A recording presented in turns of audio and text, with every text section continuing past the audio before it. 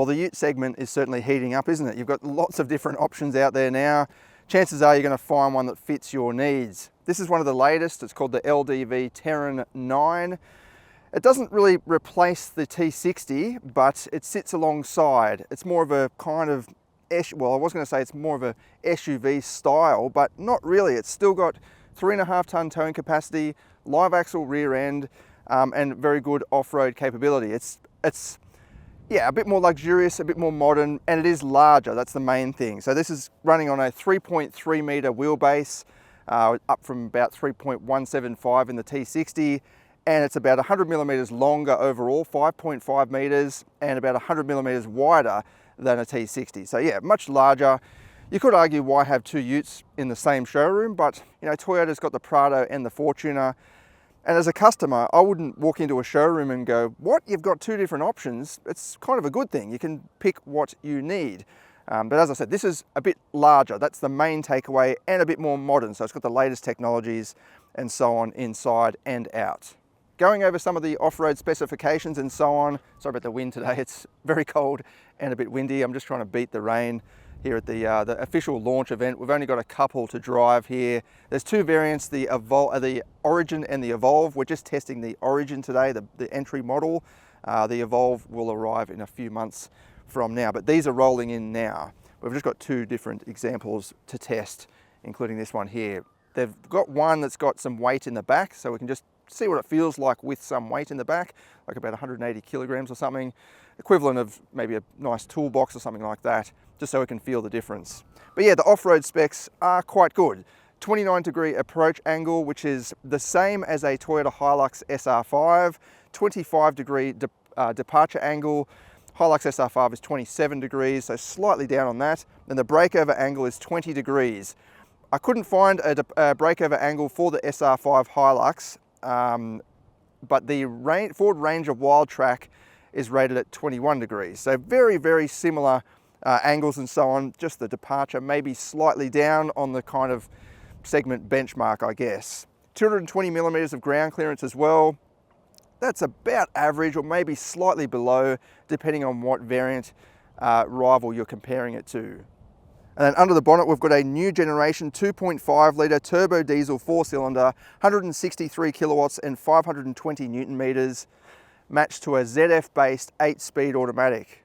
Now those outputs are actually quite good for this class. Like the standard is about 150, 500 newton meters. This is a bit above that. It's actually the second most powerful and torquey 4-cylinder diesel in its class, behind the Hilux GR Sport. So doesn't matter what way you look at it, those numbers are impressive and stand out for this segment.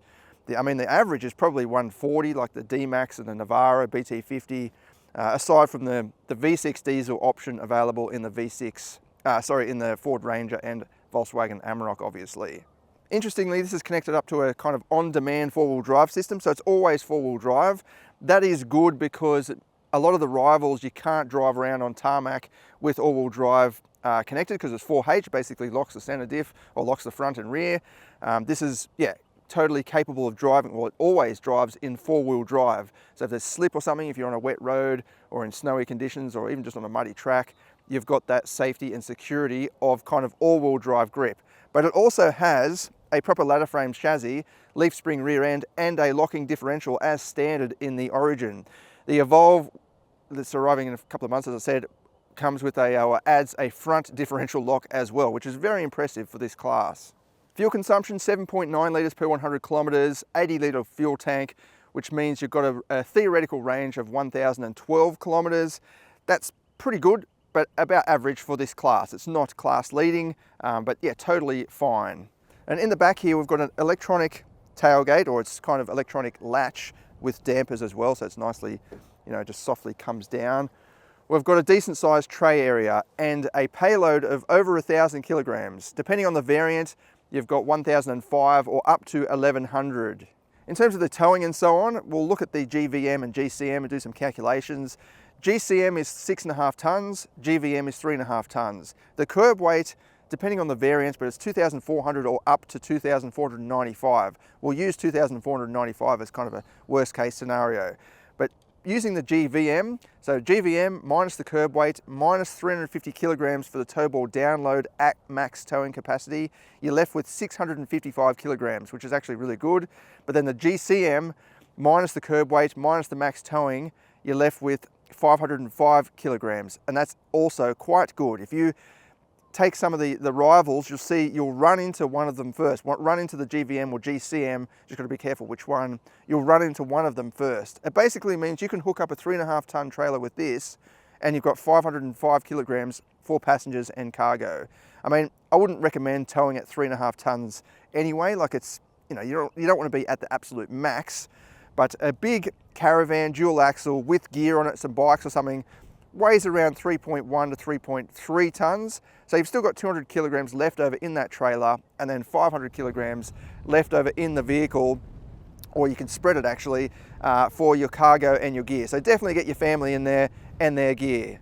And in terms of the design, yeah, it looks quite modern. It's a little bit awkward in my personal opinion, but it definitely looks large and unique. You kind of need to stand out, I guess. It's not kind of Kia Tasman spec, but it is, yeah, I think it looks chunky and kind of aggressive. It does have some low trimmings down below, along the front there, aerodynamics, and then you've got these high mounted side steps. That's really good. They're not going to get in the way, they're not going to snag or unlikely to snag. But yeah, that rear boxy rear end is obviously what damages the departure angle a little bit compared with some rivals. All of them are going to come standard with a tow bar as well. So not just the neck or anything, like the full tow bar kit as standard. The other unique thing compared with the T60 is this has a kind of unibody design. So this is all one piece. You'll find that most utes have a separated cabin and then the tray bit on the back. I mean, you could argue that you can't put a custom tray or anything on the back, but I don't know many people that do that. I mean, there's some, but you would buy a cab chassis if you're going to do that, because yeah, it doesn't come with a tray on the back at all. You're not going to, yeah, take the body off. But I mean, that's a slight downside for some people, I guess. Inside is perhaps the best element though. It's just really modern and it looks cool, it looks warm, it looks comfy. You've got a good spread of materials as well, like across the dash here, you've got this kind of rubbery finish, then fake leather or whatever along the lower section. Nice metallic buttons and fixtures, some sort of carbon fiber style of trim there. I reckon the interior, yeah, is really nice. It's mixing up a good blend of SUV-like qualities, family friendliness and all of that, but you still have plastic for the door trims lower down, which is good. It means you're not going to scuff your boots along there, but a bit more quality sort of trim up above, sorry. You do have an electronic latch for the doors as well. Ugh, sorry about my face, it's just very early in the morning and windy and cold, so it's going to have an influence on the structure or structural integrity of my face. We'll start it up, got push button start, big dual 12.3 inch screens, nice graphics, they're pleasant and crisp and all of that. It's not in your face, and I like the way the screen is mounted a little bit low, like I'm pretty short. Sometimes these big screens, they actually cut into my view just slightly, like it might just come up here somewhere, whereas that's, yeah, nice and low, and an instrument cluster that's just, yeah, nicely positioned. Some of them get it wrong, in my opinion anyway. And you do have some physical buttons down here for climate controls, fan speed, but it'd be good to have an aircon button. You've got your temperature control, nice little toggles there, that's easy to use, and they're nice and big, so you could probably use them with gloves on. But yeah, it would be good to have a few more options here rather than have to go into the touch screen to fine tune the aircon. I mean, you can't really have all of that. I would prefer all of that down here, but I get it. You know, people want modern technology and all of that, so they've got to shove or jam everything in there as much as they can. Good amount of storage. It's kind of like a floating console, but with a big shelf hanging out. 2 spots for your phone, cup holders. That is rubber lined as well along the bottom there, so that is good. Plastic on the bottom of the cup holders. And yet more storage for the center console. That's actually massive. You've got a nice tray at the back for your keys or whatever. Yeah, definitely a nice amount of space, and you've got charging options down there as well. Decent driving position. You can lower the steering wheel and pull it in and out. It'd just be nice if it came out just a little bit more.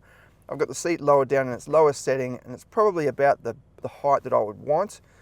So I don't think I need it to go any lower. And yeah, I've got a good view out the front, and it just feels like a natural position. The steering wheel, I'm not a fan of twin spoke steering wheels. I mean, it's kind of 4. It's just a little bit kind of awkward, I guess, but the rim size and everything is nice. I like the rim thickness as well. I don't like big, thick steering wheels, but everyone's got their personal tastes, I guess. Visibility is decent. You've got a little bit of a gap between the pillar and the mirror, although that mirror is quite chunky and, you know, aerodynamic styled, probably to match the rest of the body. But yeah, you've got a decent view. And out the back, nice big rear windscreen. The headrests are down, but yeah, I think you've got a general sense of what's going on out there. You've also got a surround view camera, which is great. Considering this is the base model, that's actually really good, and it's quite clear and high resolution too. You can change the views that you want. Yeah, and go through all of that. Oh yeah, full adjustment. Let's see if it does actually read the ground. Oops. Yeah, so it doesn't actually get rid of that grey section. I like it when it goes full transparent, or not even full transparent, but just no grey bits. So you can see if there's a rock or a gutter right there, but I mean, it gives you a pretty good idea. It's quite close to the wheel. And it's better than a lot of the rivals, or the base spec rivals, that don't even have a surround view camera at all. So considering this is base spec, that's really good. And up at the back, nice big cushy seats. Like, I love cloth seats, and I like the colors and everything as well. It's just so refreshing in this day and age where everybody has leather or vinyl or whatever. They're just so comfortable and warm, especially on a cold day like today. Just warm. Like, I get sick of sitting on leather or vinyl all the time. It just feels like you're sitting on plastic. This is quite nice. There's no center armrest or flip down cup holders, which is a little bit disappointing. You do have nice big bottle holders in the doors though. Yeah, it'd be nice if they had a cup holder just here, like some of the Kia models, just to give you something. Like, if you've got kids or something like that, I've got 2 boys and they love making a mess in the back. If I didn't have a cup holder in the back of the car, they'd be launching the bottles or milkshakes or something pretty much anywhere. You do have charging options and multiple climate vents, which is great. A bit of a storage tray down there. Pockets in the back of both seats. What about the view out here? It's pretty good. Once you pop up that headrest, which is going to block the view a little bit, like it would in a lot of other rivals. But yeah, the view is pretty good. I wouldn't feel claustrophobic. I don't think the kids will. There's the view of my eyesight, so that's about the size of most kids. They're going to be able to see over the windowsill nice and easily. Even this trim along the dash, it's kind of got that rubbery softness to it. I do like the way that, even though this is plastic, it's got a bit of a texture to it. It's not just that old 90s elephant skin pattern. It's got a bit of design element there. You've got grab handles on the pillar, but none on the ceiling. At least you've got one, I guess, helps you get in and out. If you're doing some off-roading, it's always good to have 2, or have one up on the ceiling as well though. All right, we'll take it for a drive and see what it's like. It is just a preview drive today. I don't have too much time with it, but I'll try and book one in as soon as I can. Spend a week, get to know it. We'll take it up the hill climb and do the full performance test as well. I'll see if I can do some 0 to 100s down here. There is a 4-wheel drive sort of track, but I just don't know about availability. It's a bit hard to manage that sort of thing. But there's a handling circuit we can use. We've got to just watch out for the kangaroos. And just get a bit of a first taste of what this thing is like. I'm very interested in that engine, 2.5. I think it's a good balance between, what should be a good balance between economy. It's not too small, but it has strong power and torque, which means you shouldn't have to push it too much to get things going. Okay, first things first, let's do some 0 to 100 runs, check the performance. I've got the V-Box mounted on the outside. By the way, this is the model without the weight in the back, just in case you're wondering. I've got the V-Box all programmed in. I've got it in sport mode and I've got the stability control off. Let's see how we go. Just pump the brakes a little bit.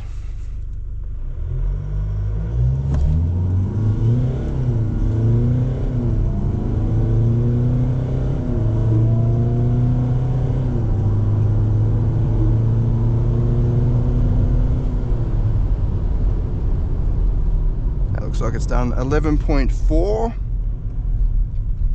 I'll try without building the engine revs on the brake pedal just to see. 11.37.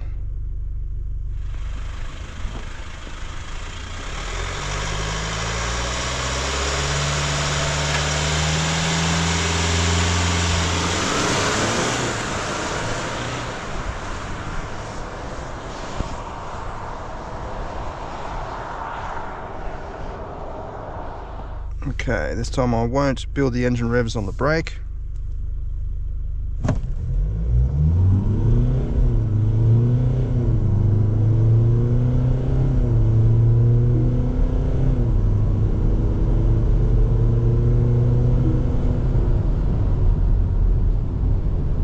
It looks like it's done 11.6. I might just try one more, this time without sport mode, because I've found that sometimes sport mode can over rev diesel engines. Well, it does over rev the engine, but it's sometimes I've found that you get quicker results just being in the normal mode. Let it use the engine torque to push you along rather than revving it out. I mean, sport mode is good if you're driving on sand or towing. You want to hold those higher revs.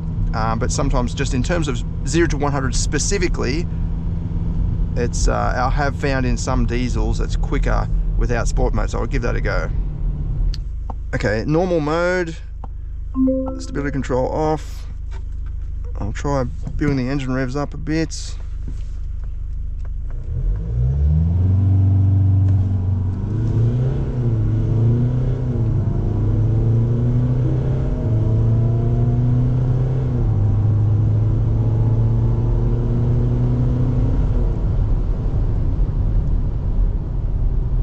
Looks like it's done at 11.1.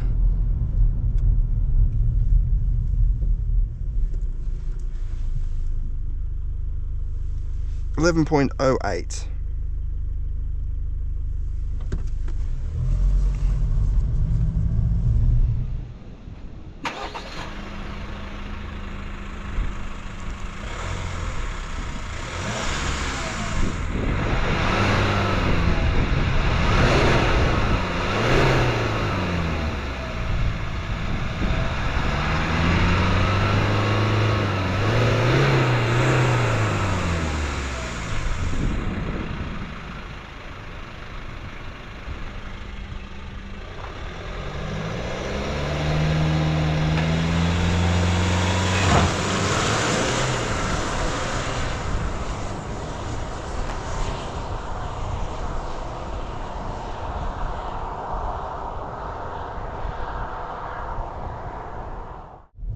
Okay, out on the road. So this first section of the proving ground has got some bumps and little ripples and so on, kind of replicates a typical country road in Australia.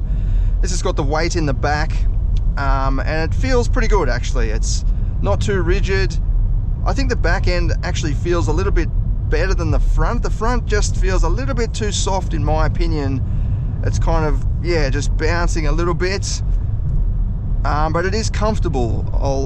You know, you've got to strike that balance between comfort and capability. So the rear end, yeah, even around here, the front end is just tipping over a little bit more than I would like personally, but in that sense it kind of feels like an SUV or a crossover.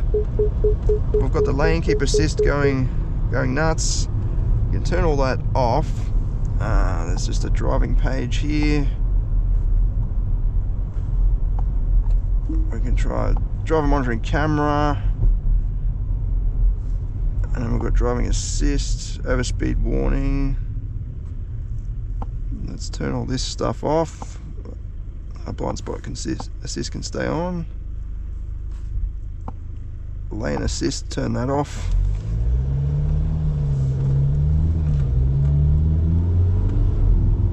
It's good that does, it's all included kind of in one page. I mean, you've got a few menus down the side there, but it's pretty simple. Like I've had some vehicles where you get in and you're like, where the hell is everything? You've got lane keep assist on one menu and then some other button down here, and it's just all over the place. At least that is all housed in one area.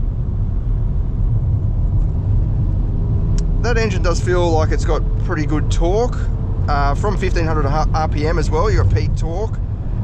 That's a nice amount. Okay, so it's handling not too bad. It's not diving as much as I was expecting when you jump on the brakes. But yeah, there's a little bit, I mean, a stabilizer bar tweak could resolve, or at least my concern, where it's just a little bit tippy over the front end. Let's see how we go. Down here we've got these kind of undulations where we can test just how refined and how planted that front end is. Again, this is typical country road kind of tarmac, so it's not putting it in some high stress situation. This is quite common in Australia. Around here it does feel pretty stable, even with some bumps. And along here we've got a few. Yeah, okay, so might not be able to see that on camera, but it is bobbling up and down at the front a bit more than I would like. It's comfortable, as I said. I think they just need to tweak the front end just a little bit. The back is really good, even though this does have the 180 kilograms roughly in the back.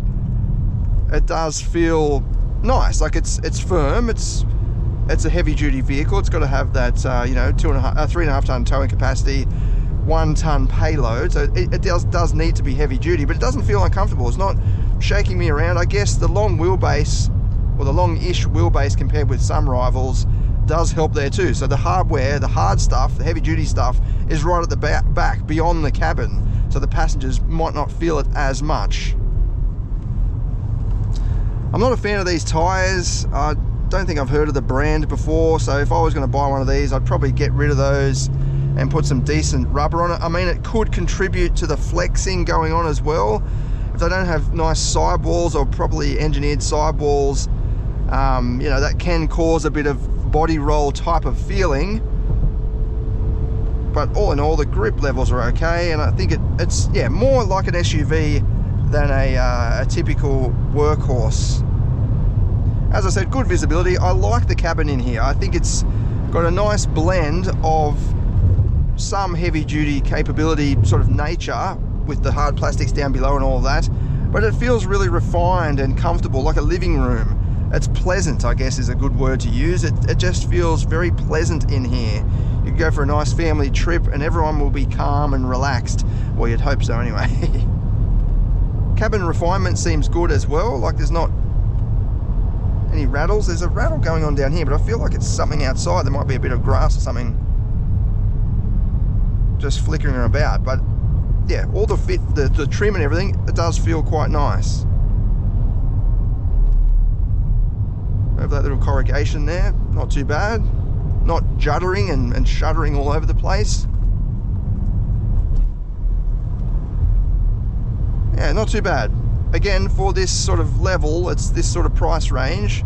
Actually, even without the price range, I think this is doing a pretty good job. As I said though, the front end, I reckon they just need to tweak that, tighten it up a little bit, and it will be a bit more suitable, at least for conditions like this. We might go over these little corrugations down here just to see.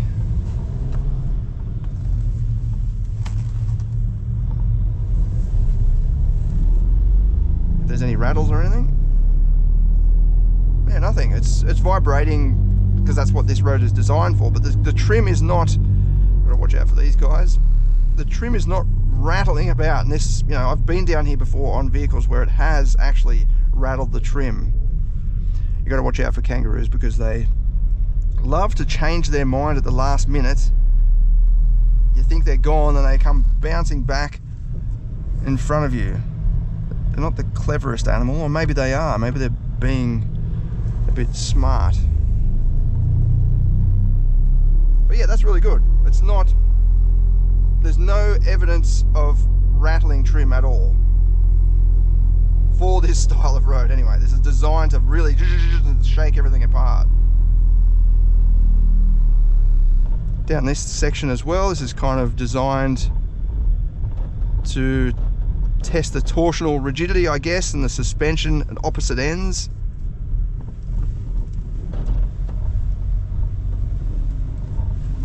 It's comfortable, it's not throwing me about. Yeah, that's quite good. The front end, that is a little bit soft in my opinion, it seems to do well over stuff like that. So if you're, you know, driving through the caravan park or whatever, it's going to be comfortable. It's not going to be bone jarring over the bumps, and even over the back there wasn't any sort of concern of over rigidity. Okay, we'll go for a drive now in the unweighted version before it starts bucketing down. I've had a bit of a think about it. With the weight in the back, that 180 kilograms, it's not a lot, but it's mounted right at the back, which could actually pivot the front up a little bit. So I'll see if it handles any different without any weight in the back, because as I said, the front end just feels a tiny bit too soft for my liking. But I get it, people want comfort more than anything else, I guess. Yeah, the safety systems are a little bit intrusive, bit over the top, but this is a very narrow road and there's not good lane markings on the road, like the paint's all worn away. So it's kind of a bit hesitant. It's not a good scenario to test it in, I guess.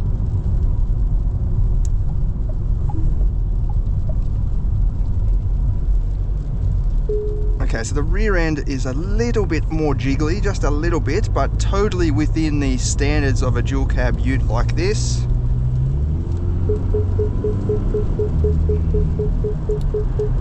And you know what, the front end might actually be a little bit tighter without the weight in the back. Just the way they positioned those bags of weight, they're right at the back, which could pivot the front end up just a little bit. Whereas now it's sitting a bit more level, perhaps. There's a bit of a shunt with the gearbox just then. These are early models, and have been subject to a lot of testing, so they might not represent an exact customer specification.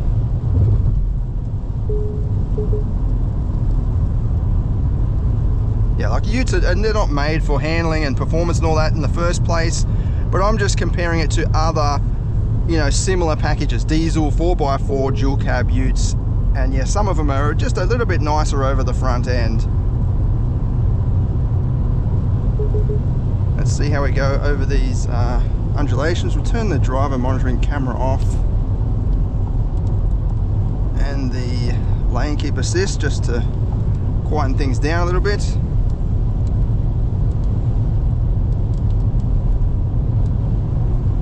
It's just about to start pouring down.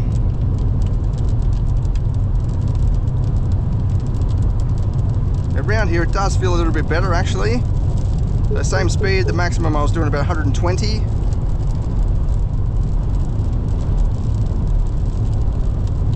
Okay, so it is a little bit better without the weight in the back, to be honest, but it's still, I would still rather it be tied down a little bit more, particularly when you're going around corners and so on. It just tips over just a little bit more than I would prefer anyway.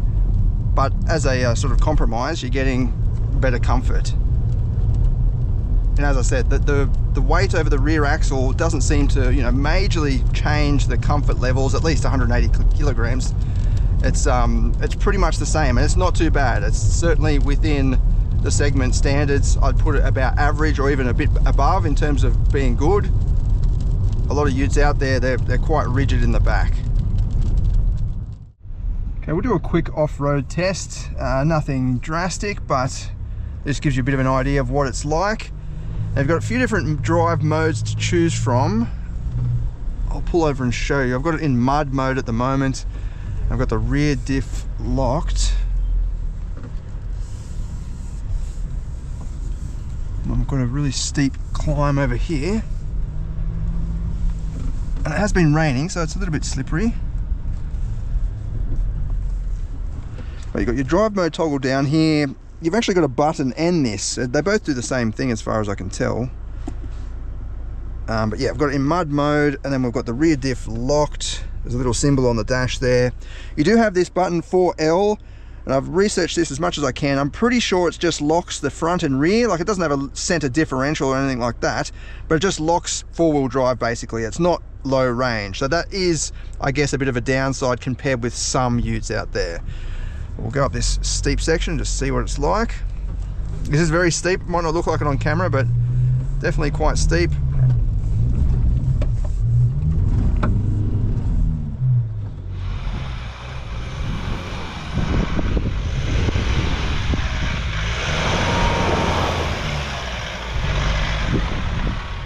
And just over the top here, we've got a deep puddle.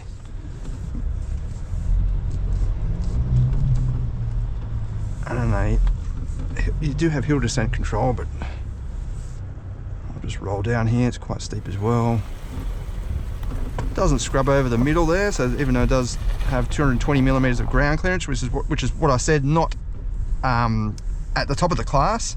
The breakover angle 20 degrees is not at the top of the class either, but it's managing just fine through here.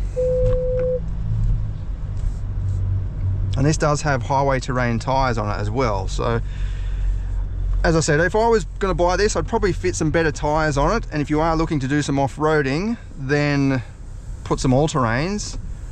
I think you've got yourself a pretty decent package. It just misses out on that low range, I guess. I'll give it one more run. This time I'll put it into the manual mode so it doesn't upshift.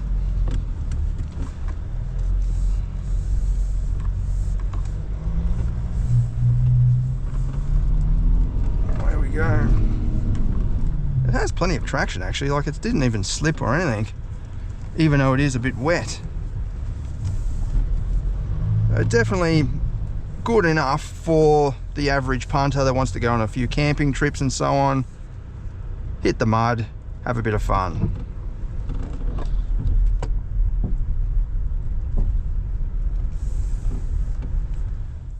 Yeah, so on first impressions, it's pretty good. I actually quite like it. I like the interior, plenty of space inside as well. There's rear seat area is really nice, and as I said, the design is very calm and relaxing, as opposed to a lot of utes out there that are either very sort of rugged and agricultural or trying to be too sporty. This is just a nice living room design in my opinion.